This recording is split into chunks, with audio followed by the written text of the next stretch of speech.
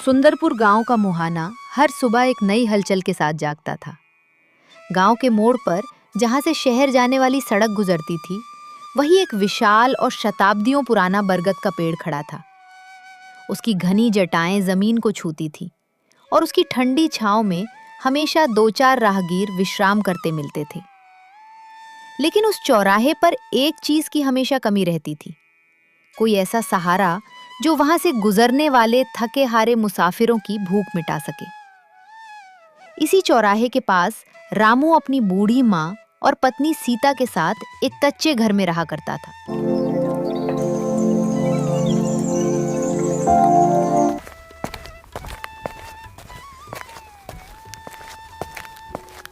क्या हुआ जी, आप मुझे इतना परेशान क्यों नजर आ रहे हो? क्या कोई बात है जो आपको इतना परेशान कर रही है? हाँ सीता, तुम्हें तो सब कुछ पता है, फिर भी तुम मुझसे पूछ रही हो। सीता, लगता है मुझे अब गांव छोड़कर शहर जाना होगा पैसे कमाने के लिए। नहीं तो एक दिन ऐसा समय आएगा कि हमारे पास भोजन के लिए अनाज का एक भी दाना भी नहीं होगा और माँ के घुटनों के दर्द की दवाइयाँ भी जल्दी खत्म हो जाएंगी। अजी, आप चिंता मत कीजिए। भगवान ने जब हमें इस दुनिया में भेजा है तो बिना भोजन और दवाइयों के हमारा जीवन नहीं बीतेगा। आप ऐसे हिम्मत हारेंगे तो कैसे चलेगा जी? बुरा वक्त है, गुजर जाएगा।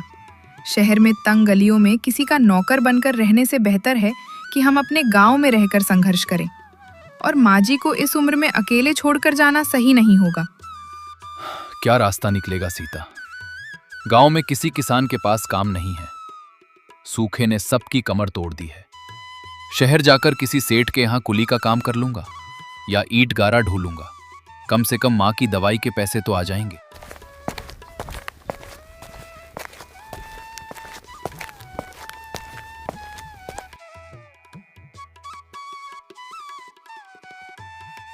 बिल्कुल सही कह रही है सीता। रामू बेटा, तू शहर में मजदूरी की भीख मांगने क्यों जाना चाहता है? जरा पीछे मुड़कर देख, कुदरत ने तेरे अपने आंगन में सोने जैसा खजाना बिछा रखा है। माँ, आप इन कद्दू की बेलों और इन पीले फूलों की बात कर रही हैं? ये तो बस फूल है माँ, इनसे रसोई का पेट कैसे भरेगा? पेट भी भरेगा और जेब भी।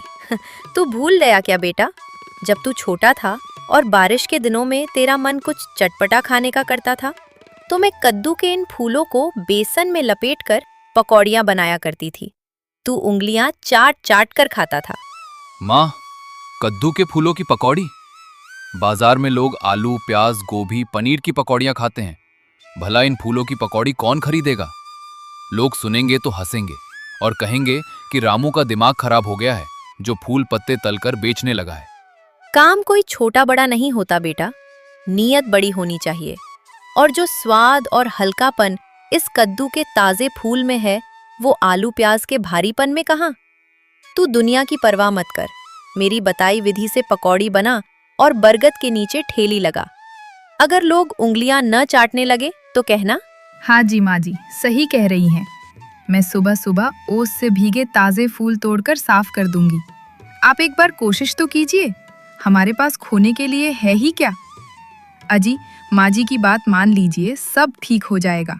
बस आप भगवान का नाम लेकर अपना खुद का ठेला लगाकर तो देखिए एक बार। अब तुम दोनों इतना जिद कर रही हो तो फिर ठीक है। फिर मैं तुम दोनों के कहने पर कल एक बार दुकान लगाकर जरूर देखूंगा।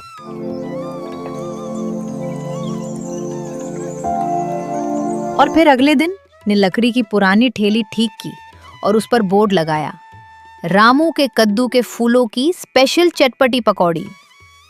माँ ने उसे बेसन के साथ चावल का आटा, हींग, अजवाइन, भुना जीरा, अमचूर और अदरक लहसुन का खास नुस्खा सिखाया। दोपहर में जैसे ही रामू ने चौराहे पर चूल्हा जलाया, गांव के घमंडी जमींदार चौधरी जी वहां से गुजरे।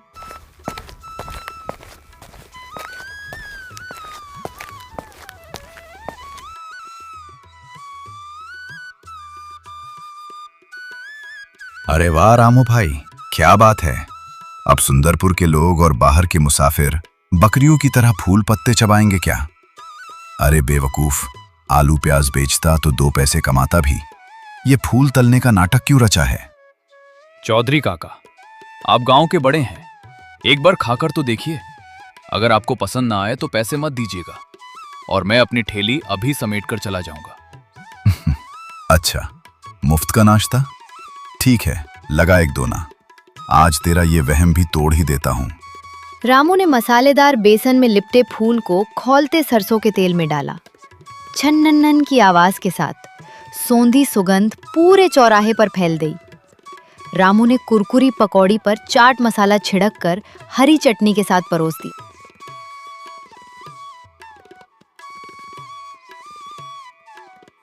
अरे अरे रामू, ये क्या चीज बनाई है रे तूने? बाहर से इतनी खस्ता और अंदर से इतनी मखमली। मसालों का स्वाद तो सीधे दिल में उतर गया। आलू प्याज की पकौड़ी तो इसके आगे कुछ भी नहीं है। एक दोना और लगा और जरा चटनी ज्यादा डालना।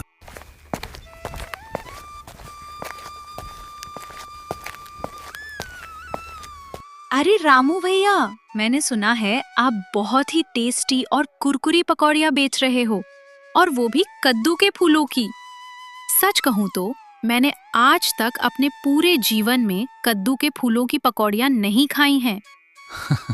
अरे सुनीता भौजी, एक बार जरा खाकर तो देखिए हमारे हाथों की बनी कद्दू के फूलों की पकौड़ियाँ। आपका मन गदगद हो जाएगा। अच्छा तो ये बात है, एक काम करो, फिर लगा दो 1 प्लेट अपनी चटपटी पकौड़ियाँ। फिर रामू सुनीता के लिए तुरंत 1 प्लेट पकौड़ियाँ लगा देता है।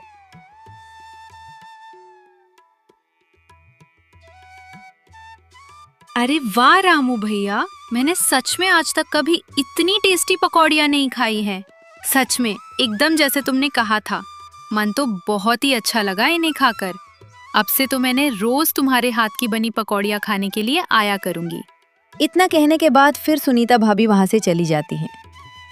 धीरे धीरे समय बीतने लगा और गांव के सभी लोगों को रामू के हाथ की बनी चटपटी कद्दू की पकौड़ियाँ पसंद आने लगी।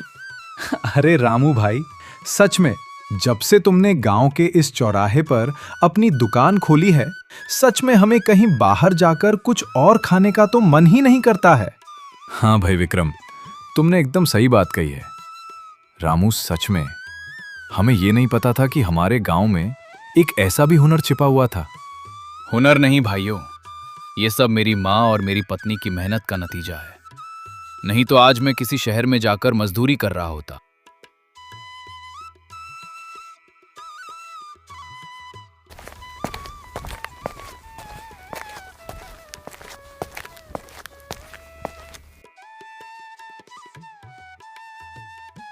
रामू, मुझे बहुत तेज से भूख लगी हुई है, जरा कुछ खिला तो।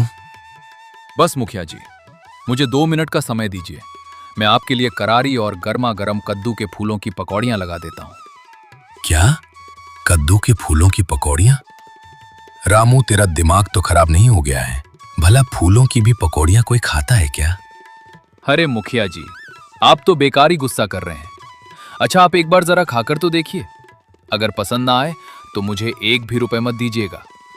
अच्छा तो फिर ठीक है, लगा दे फिर। देखता हूं ऐसा क्या खास है तेरी इन पकौड़ियों में।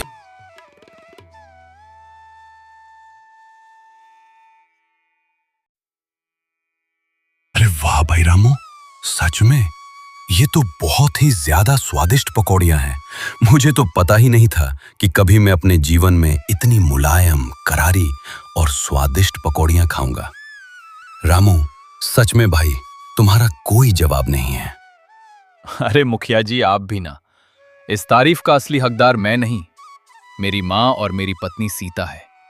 अगर उन दोनों ने मुझे अपने ही गांव में रहकर ये काम करने की सलाह ना दी होती तो मैं भी कभी किसी शहर में दर बदर ठोकरे खा रहा होता। हाँ, ये बात तो है। अच्छा रामू, आज मेरे घर पर कुछ मेहमान आने वाले हैं, तो तुम आज मेरे लिए 20 प्लेट लगा दे।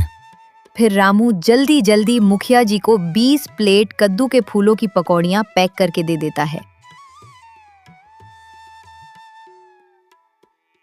धीरे धीरे रामू के हाथ की बनी कद्दू के फूलों की पकौड़ियों की सुगंध आसपास के गांव में भी फैल चुकी थी।